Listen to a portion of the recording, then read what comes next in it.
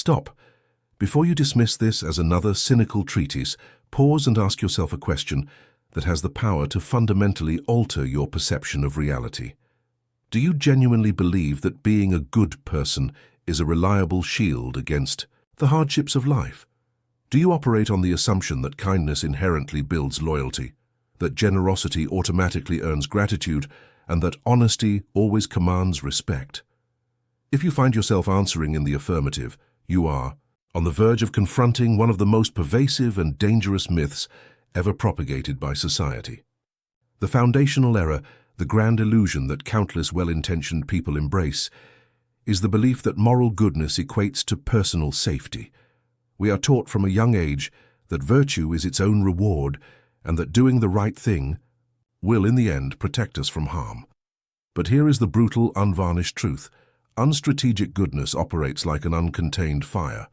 While it can provide warmth and light, left unchecked and unmanaged, it can just as easily incinerate everything you have painstakingly built: your relationships, your career, your ambitions, and your inner peace.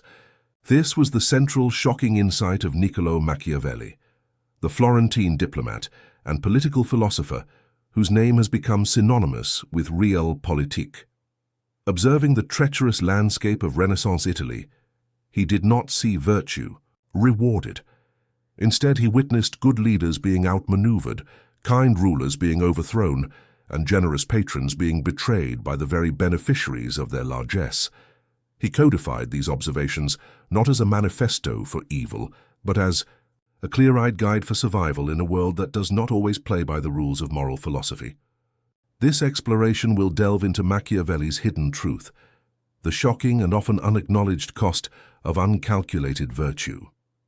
In the following pages, you will learn why an excess of goodness can paradoxically become a source of profound weakness, why people are often predisposed to exploit kindness rather than revere it, and most crucially, how you can transform this perceived weakness into your most formidable strategic asset.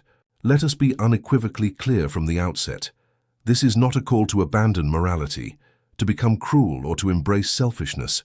Rather, it is a masterclass in learning to be good strategically, not blindly. For in a world that contains its share of wolves, choosing to remain a sheep is not a moral victory. It is a prelude to being devoured. We will uncover the mechanisms behind this paradox, examining how goodness exposes you, how generosity can become a trap, and why the appearance of virtue often holds more power than its substance. The goal is not to destroy your moral compass, but to equip it with a strategic map. The paradox of goodness: exposure, not protection. Consider the kindest person you know. Reflect on their character. Now challenge your initial impression. Are they truly respected, or have they simply become the default option? The person everyone calls when they need a favor, a shoulder to cry on, or a problem solved.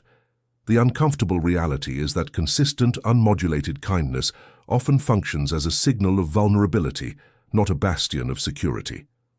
When you are predictably kind, you become psychologically transparent to others. They begin to operate with the unshakable certainty that you will not retaliate, that you will struggle to say no, and that you can be pressured into compliance because you are too nice to cause a scene. You morph into the office doormat, the friend who always picks up the tab, the family member who perpetually says yes to draining requests, even at the cost of your own well-being. This is not respect, it is utility. A telling example can be found in the corporate world. Imagine a team manager, exceptionally skilled and genuinely caring. He consistently prioritizes his team's needs, covers for their mistakes, and stays late to ensure their work is seamless. He operates under the assumption that this loyalty and support will be recognized and rewarded. Yet, when a promotion arises, a less nice but more assertive colleague is chosen. Why? Because in the harsh calculus of power, perpetual niceness is often misread as a lack of leadership fortitude. Leaders are expected to command, servants are expected to comply. By failing to ever demonstrate a capacity for firmness, the kind manager inadvertently projected the image of a servant, not a commander. People by nature test boundaries. When they encounter someone whose boundaries are perpetually porous, They do not respond with increased reverence. They respond with increased exploitation. Your unwavering goodness becomes a weakness because it broadcasts a clear message to the world. I can be taken advantage of with minimal consequence. Machiavelli captured this dynamic with his famous allegory.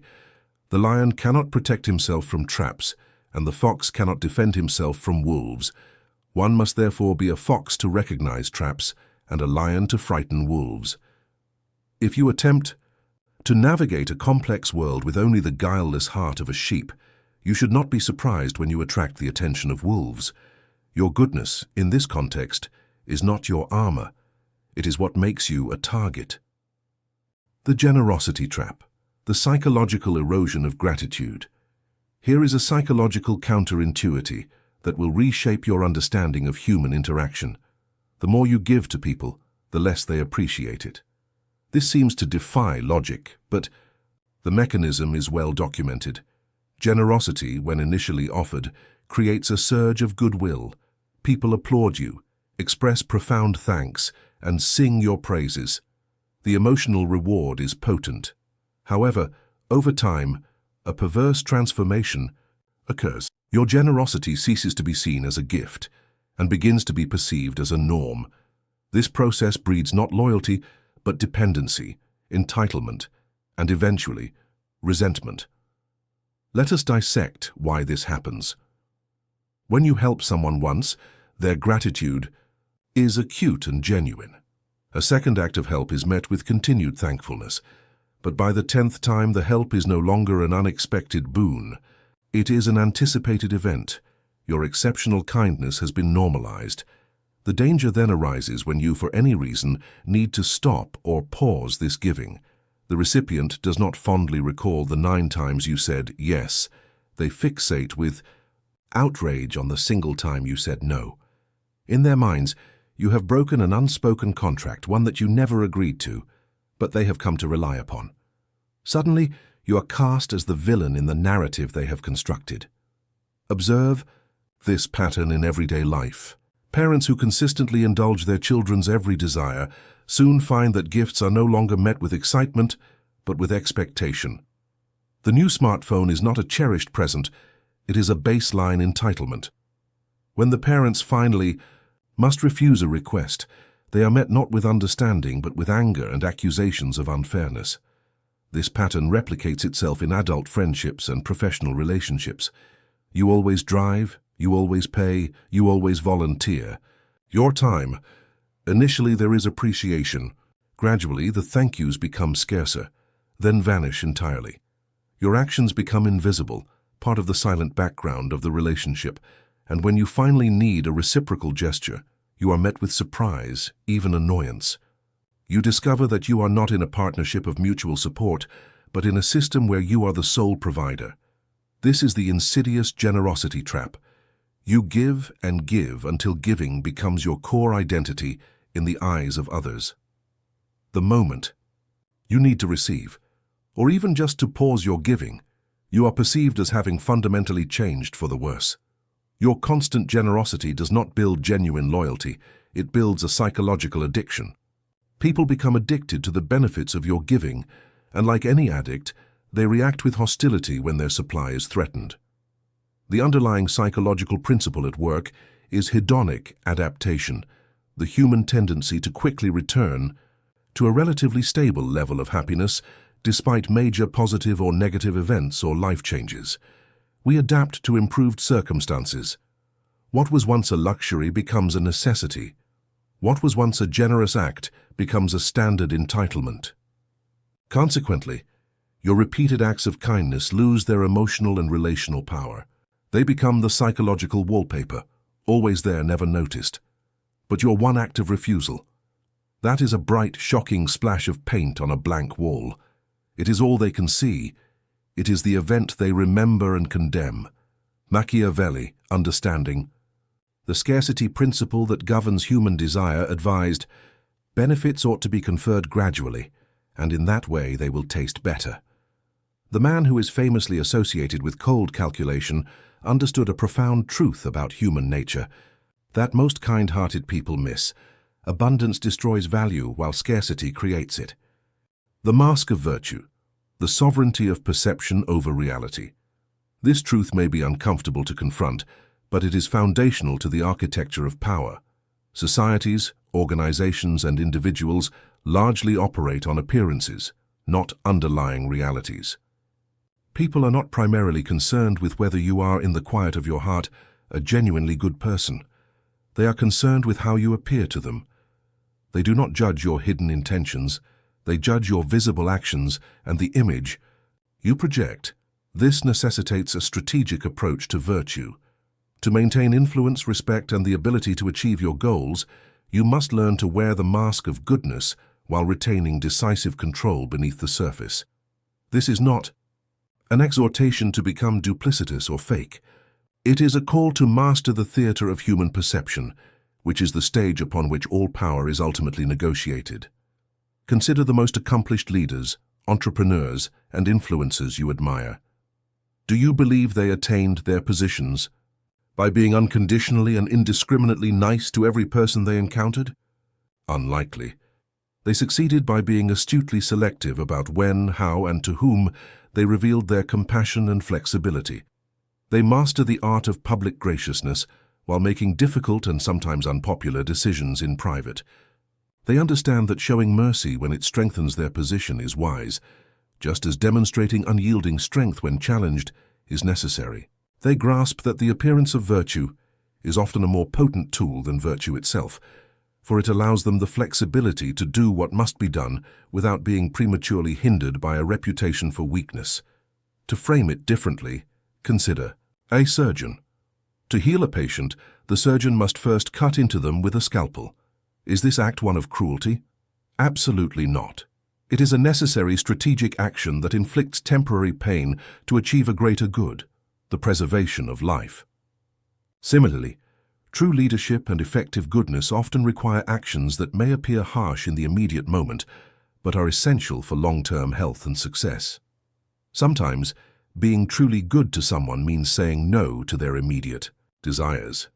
Sometimes protecting your team means enforcing standards that they grumble about. Sometimes, safeguarding your mission requires terminating a relationship with a toxic individual, which may make you look cold to outsiders. The mask of virtue is not about deception for its own sake. It is about timing, discernment, and contextual intelligence. It is about knowing precisely when to reveal your compassionate core and when to project an impregnable front. Most people get this calculus backwards. They show their vulnerabilities to their adversaries and their toughest, most demanding side to their allies. The strategically intelligent individual does the opposite. They show strength to rivals and generosity to collaborators. Machiavelli's dictum, "Everyone sees what you appear to be, few experience what you really are," is a masterful summary of this principle. He recognized that perception is the primary material of political and social reality. If you are perceived as weak, you will be treated as weak, and thus you will become functionally weak. If you are perceived as strong and formidable, you will be treated as such and your actual power will be amplified. The economics of power, the finite reservoir of the self. Every action you take, every resource you expend, has an inherent cost. This is a law as immutable as gravity, yet it is one that perpetually good people consistently ignore. Every favor you grant, every time you say yes against your own better judgment, every hour you spend building someone else's dream at the expense of your own. These are not free transactions. They are withdrawals from a finite personal account. Most kind-hearted individuals operate as if their reserves of time, energy, and emotional capital are infinite.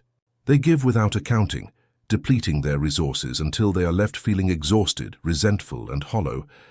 They then puzzle over why they feel used and unappreciated. The critical understanding you must integrate is this: your personal resources are severely limited. When you spend them on others without a strategic plan, you are left with less for your own growth, health, and ambitions. Acknowledging this is not selfish. It is mathematical. It is the fundamental principle of resource management applied to the self. The analogy of airplane safety instructions is perfectly apt here. You are instructed to secure your own oxygen mask before assisting others. This is not a suggestion born of selfishness, but of profound collective logic. If you lose consciousness while trying to help someone else first, you become a second victim requiring rescue, thereby compounding the crisis. The same logic governs your life. If you exhaust yourself, emotionally, physically, financially, in the service of others, you will eventually collapse. At that point, you transform from an asset, a potential helper, into a liability, a person who needs help. You cease to be part of the solution and become part of the problem. Intelligent, effective individuals understand that to be of lasting service to anyone, including themselves, their personal resources must be guarded with vigilance and deployed with intention. This does not make them miserly or mean, it makes them sustainable. It ensures that their capacity to contribute is not extinguished by short-term, unthinking expenditures. Many learn this lesson through painful experience. For years they say yes to every request, every quick favor, every emotional drain. They believe this is the path of righteousness. But the inevitable result is a festering resentment towards the very people they sought to help, a stagnation of their own projects and a dimming of their own light. It is at this crisis point that a crucial realization dawns. Saying yes to everyone else is, in effect, saying no to yourself. And when you consistently abandon your own needs and ambitions, you eventually reach a point where you have nothing left to give anyone, thereby abandoning them as well.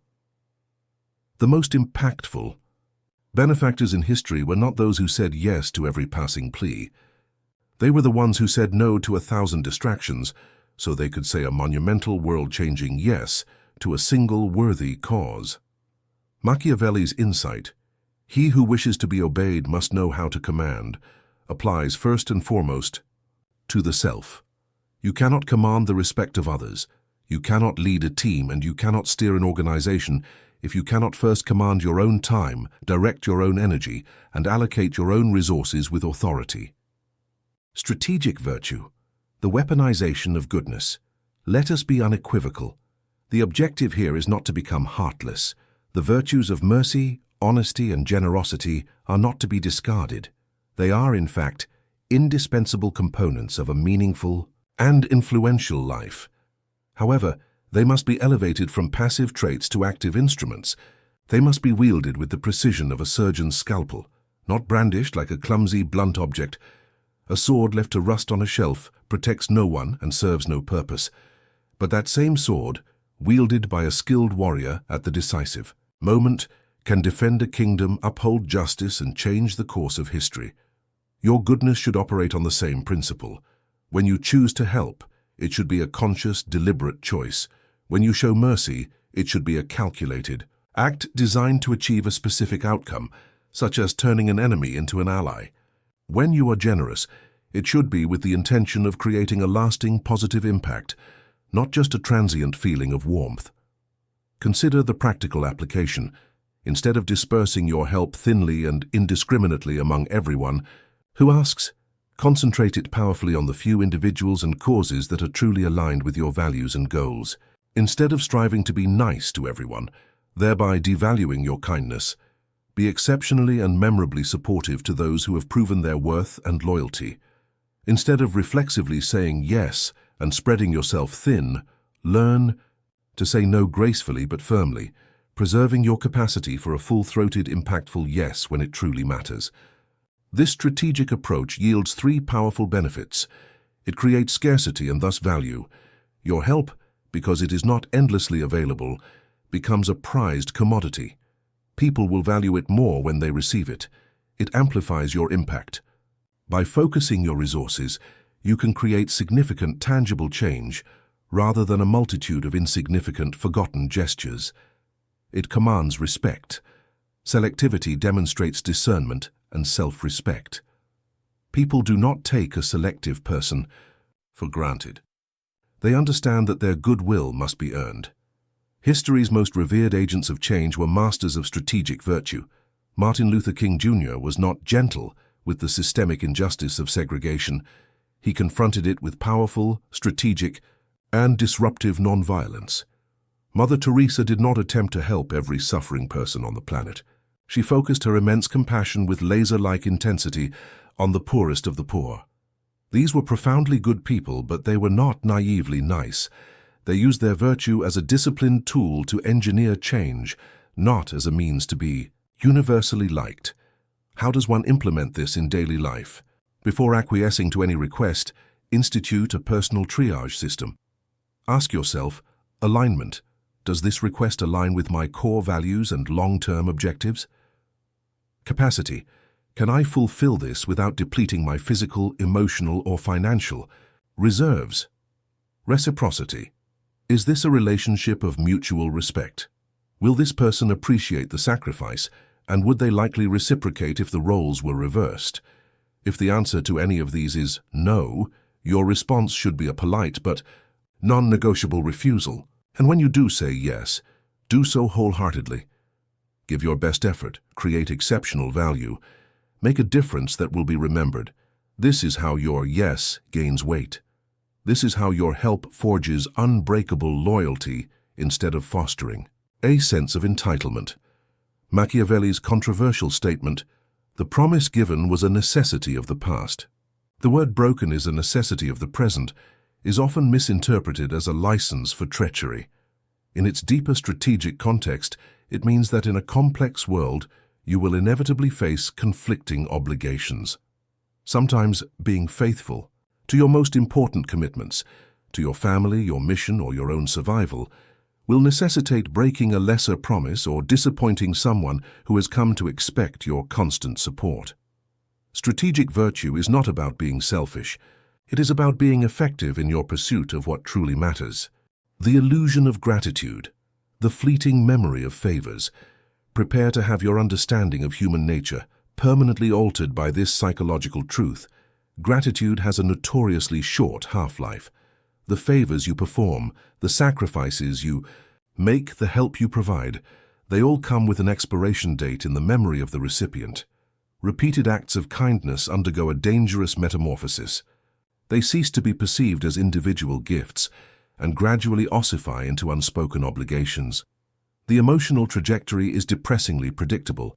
It begins with a heartfelt "thank you so much." It evolves into a more casual "thanks."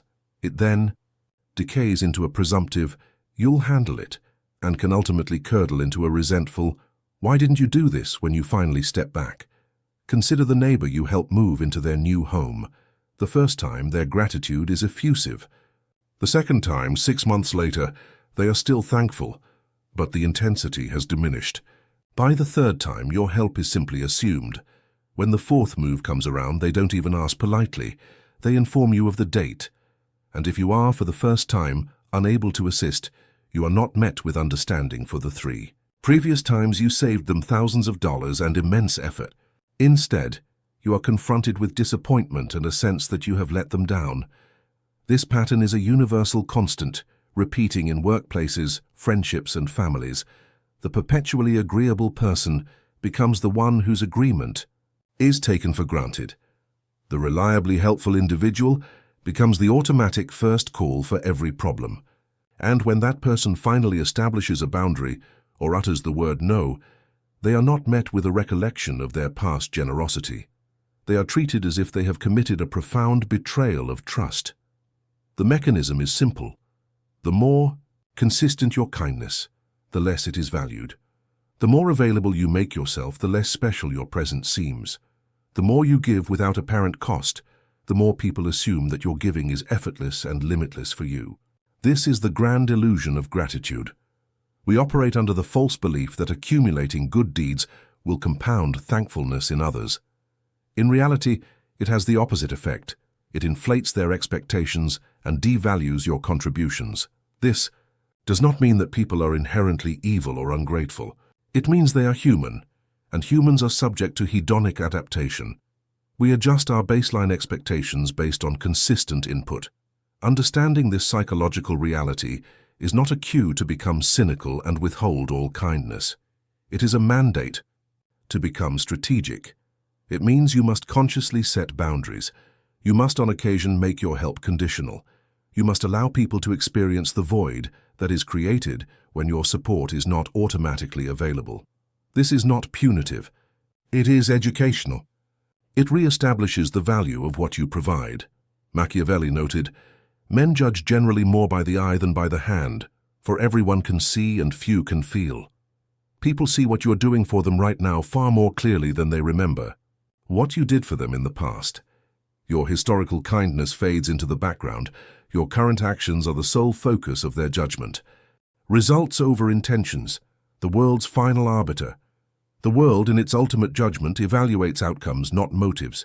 You may possess the purest heart, the most noble intentions, and the most altruistic desires. But if your actions fail to produce tangible, positive results, your good intentions are rendered functionally meaningless. History's ledger does not contain a column for meant well. It records what was actually built, changed, and accomplished. Pose yourself a challenging question.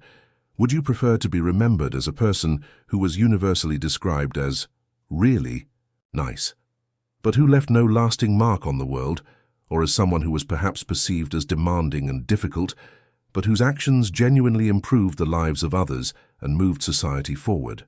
The comfortable choice is the former, but the meaningful one is almost always the latter. To be remembered merely as nice is, in the long arc of history, to be forgotten entirely. There exists a brutal but inescapable truth. Often, the path of true goodness requires taking actions that do not look or feel good in the immediate moment. Superficial kindness often provides temporary comfort, while difficult, decisive action lays the groundwork for lasting growth and stability. A parent who disciplines a child is not being malevolent. They are being truly good by instilling boundaries and values that will protect and guide the child throughout life. A teacher who awards a deservedly low grade is not being cruel. They are providing an honest assessment that prepares the student for the rigorous standards of the real world. A leader who holds their team to high-performance standards is not being unreasonable. They are fostering an environment of excellence and professional growth. This is the chasm where many well-intentioned people falter. They prioritize being liked over being effective. They choose the comfort of immediate harmony over the discomfort of necessary growth. They opt for temporary peace instead of instigating lasting, positive change. Here is the clarifying principle. If your goodness is not yielding the positive outcomes you seek, you are likely not being good. You are being nice. And there is a world of difference between the two. Nice people avoid conflict. Good people resolve it. Nice people tell others what they want to hear. Good people tell them what they need to hear. Nice people maintain the status quo even when it is dysfunctional. Good people create positive change even when it is disruptive. The world is saturated with nice people who accomplish very little. What the world desperately needs is more good people who possess the courage and strategic intelligence to deliver meaningful results. Machiavelli's most infamous dictum, "The end justifies the means," is typically cited to condemn him as an apologist for atrocity. A more nuanced interpretation, however, reveals a simpler, starker truth. Your good intentions are irrelevant if they do not culminate in good outcomes. People cannot inhabit your heart to discern your motives. They can only live with the consequences of your actions. Therefore, genuine goodness demands courage. It requires you to prioritize tangible outcomes over comfortable appearances. It forces you to stop asking, "Will they like me for this?" and start asking, "Will this action actually make things better?" In the final analysis, people will not. Memorialize your intentions. They will remember what you built, what you changed, and the legacy you left behind. Legacy and survival, the foundation of lasting impact. Let us conclude by addressing what is ultimately at stake, your legacy, how you will be remembered, and what you will leave behind. History does not reserve a place of honor for those who were merely pleasant. It commemorates those who survived, endured, and transmuted their survival into lasting greatness. Reflect on this. Can you readily name 5 historically significant individuals who were famous primarily for being nice?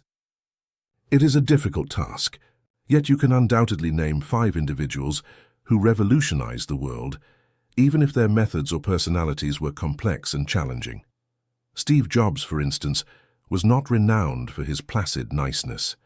He was described as demanding, perfectionistic, and intensely difficult.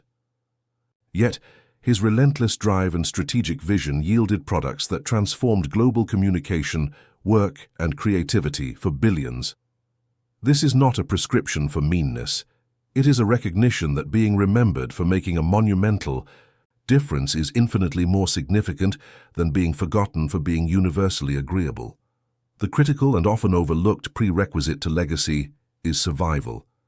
You cannot leave a positive imprint on the world if you are prematurely crushed, exhausted, or sidelined by those who are more strategically adept or less scrupulous. Survival in the arenas of business, relationships, and life itself demands more than a sterling moral compass. It requires strategic acumen, resilience, and, at times, a tempered toughness. The kindest soul cannot shelter anyone if their own house is constantly being torn down by exploiters. The most generous spirit cannot give anything if they have given everything away before they had the chance to build a sustainable foundation.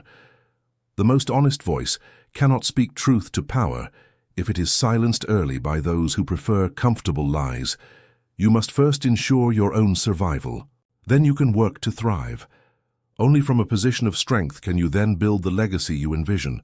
This necessitates a period of strategic self-preservation, protecting yourself so you may one day protect others, building your own foundation so you can later lift others up, attaining personal strength so you can be a genuine support for the weak. This is not selfish. It is the highest form of strategy. It is not a rejection of goodness. It is the only way to preserve your capacity for goodness long enough for it to mature into meaningful, lasting impact.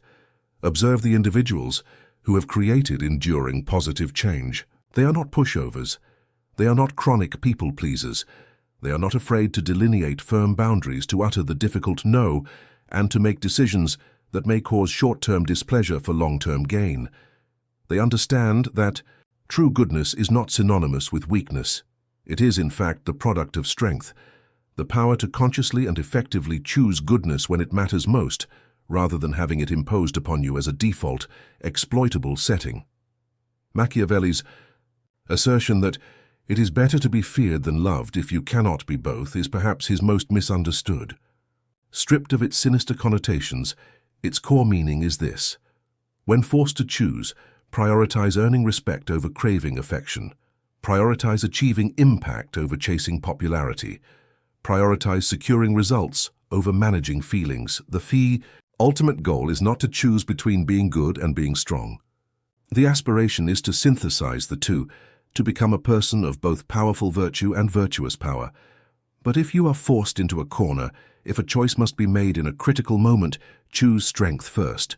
For strength provides you with the agency, the platform, and the durability to be truly, effectively good when it counts most.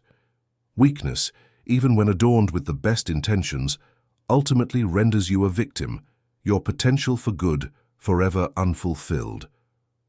The mastery of strategic goodness. We have traversed challenging terrain. The journey has revealed the hidden costs of blind virtue, how it exposes you to exploitation, how generosity can morph into a trap, why gratitude is an ephemeral currency, and why good intentions divorced from effective action are a hollow consolation. More importantly, we have charted a path toward transformation. You now possess the framework to transmute your innate goodness from a passive vulnerability into an active, strategic force.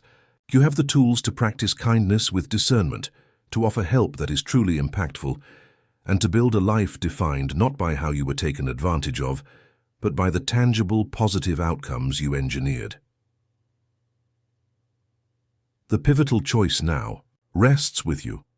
Will you continue to practice goodness in the old paradigm, blindly, boundlessly, until it depletes you and undermines your own potential? Or will you embrace the new paradigm? Will you choose to be good strategically, effectively, and powerfully? The final defining question is this: will you allow your goodness to remain a weakness, or will you master it and forge it into your greatest source of power? The knowledge is now in your hands. The choice is yours to make. Remember, in a world that contains its share of wolves, the goal is not to remain a sheep. The goal is to become the shepherd, the one who guides, protects, and provides, not through naive weakness, but through cultivated wisdom, unwavering strategy, and unassailable strength. Before you go, tell us what hit you most in the comments. Tap like and share this with one friend who'll appreciate it. And if you're new, welcome. Subscribe for more thought-provoking videos.